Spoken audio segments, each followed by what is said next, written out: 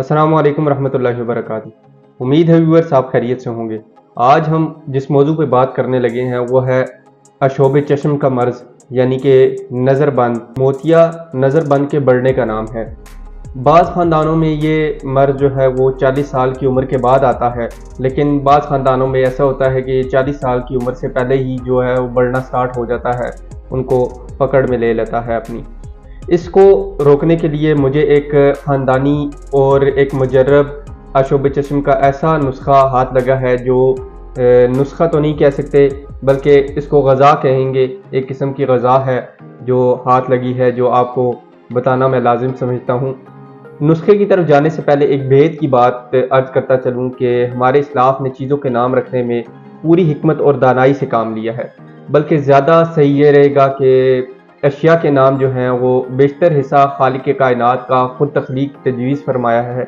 ये जो तमाम तख्लीक़ात हैं, जो कुछ भी दुनिया में बनाया गया है वो अल्लाह पाक के ही हुक्म से बना है, खालिक कायनात के ही हुक्म से बना है, और उसी के हुक्म से सब के नाम भी तजवीज़ हो जाते हैं। हम अपने मुंह से जो अर्ज़ करते हैं, जो कुछ भी करते हैं, वो खालिक कायनात के ही हुक्म से होता है। इसी तरह मैं एक आयत अर्ज़ करता चलूँ, जैसे बिस्मिल्लाहिर्रहमानिर्रहीम। अल्लाह पाक ने फरमाया है कि वअल्लमा आदमल अस्माअ कुल्लहा, यानी हमने आदम को हर चीज़ के नामों का इल्म दिया है। इसलिए बहुत सी चीज़ों के नाम और उनके ख़ास का इल्म का मज़हर जो है वो पैदा हुआ करता है। इसलिए अब चलते हैं नुस्खे की तरफ। नुस्खे के बाद जो है वो कुछ बातें डिस्कस करेंगे।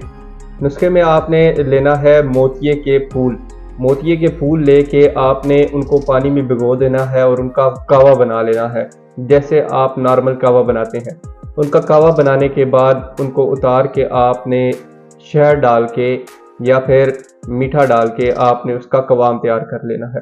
कवाम तैयार करने के बाद ये एक शरबत नुमा बन जाएगा और आपने इसकी मिकदार खुराक 1 टीस्पून सुबह शाम 1 कप पानी में, 1 कप नीम गर्म पानी में आपने इस्तेमाल करना है। इससे आपको मोतियाबंद का मसला भी हल होना स्टार्ट हो जाएगा। ऐसे ही बात करते चलें अगर, तो बिना अलैया इस बात की दलील है कि मोतिये के फूल ही मोतिये का इलाज है। इसलिए कि जिस तरह हमने एक आयत का जिक्र किया है उसमें भी बताया गया है कि हमने इसके मुतबादिल नाम भी तजवीज़ कर दी हैं अल्लाह पाक ने। तो इस दलील को मद्देनज़र रखते हुए कुछ परहेज़ की बातें बताता चलूँ कि परहेज़ भी आपने करनी है, और जो इस मोतियों को ख़त्म करने के लिए जो इसके लिए बेहतरीन गज़ा है उसके बारे में भी बात करते चलें। तो बेहतरीन गज़ाओं में आप प्याज का इस्तेमाल करें, गाजर का इस्तेमाल करें, नज़र के लिए ये बेहतरीन गज़ाएँ हैं। दूध का इस्तेमाल करें, मगज़ बादाम का, मगज़ अखरोट का। इसी के साथ दाल मूंग आप खा सकते हैं। इसी में आप चपाती जो आप नॉर्मल यूज़ करते हैं, गंदम की रोटी जिसे कहते हैं, वो भी आप इस्तेमाल करें, वो भी बेस्ट है। और ये नज़र के लिए बेहतरीन चीज़ें हैं। और इसके लिए मुज़र ग़ज़ाएँ जो हैं जिनमें आपने परहेज़ करनी है, उन ग़ज़ाओं में सबसे पहले आपने कोशिश करनी है कि आपने तुर्श और चटपटी ग़ज़ाओं से परहेज़ करनी है, ताकि आपको ये मसाइल जो हैं वो कम से कम पेश आएँ। हम ज़्यादा तुर्श ग़ज़ाएँ जब खाते हैं तो हमें मैदे के भी मसाइल आते हैं, गैस्ट्रिक इशू भी आता है, जिसकी वजह से भी नज़र पे असर पड़ता है, बोझ बनता है दिमाग पे, दिमाग पे बोझ बनने की वजह से भी। और जब हम रात को दूध का इस्तेमाल ज़्यादा करते हैं तो बलगम बनता है, क्योंकि दूध हज़म होने में 3 से 4 घंटे लेता है। जब हज़म नहीं होता तो हम पी के सोते हैं तो वो बलगम का इखराज नहीं होता, फिर बलगम बनना स्टार्ट हो जाता है ज़्यादा, जिसकी वजह से भी आपकी नज़र पे इफ़ेक्ट बहुत ज़्यादा पड़ता है। तो ऐसी चीज़ों से भी आपने परहेज़ करनी है कि आप दूध का इस्तेमाल करें, दिन को करें, शाम को करें, रात को इस्तेमाल कम से कम करें, ताकि आपको, हाँ, जो दिमाग का इस्तेमाल ज़्यादा जिनका होता है, जो वर्जिश वगैरह भी करते हैं, उनके लिए तो दूध का इस्तेमाल बहुत ही बेस्ट है।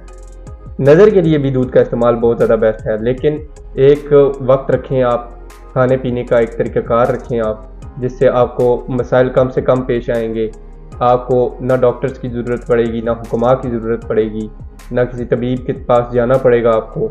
आप खुद अपना इलाज घर बैठ के बआसानी कर सकते हैं। इसी के साथ आप बैंगन का इस्तेमाल ना करें, इससे भी आपकी नज़र पे इफ़ेक्ट पड़ता है। ٹھیک ہے، موتیا پہ افیکٹ پڑتا ہے۔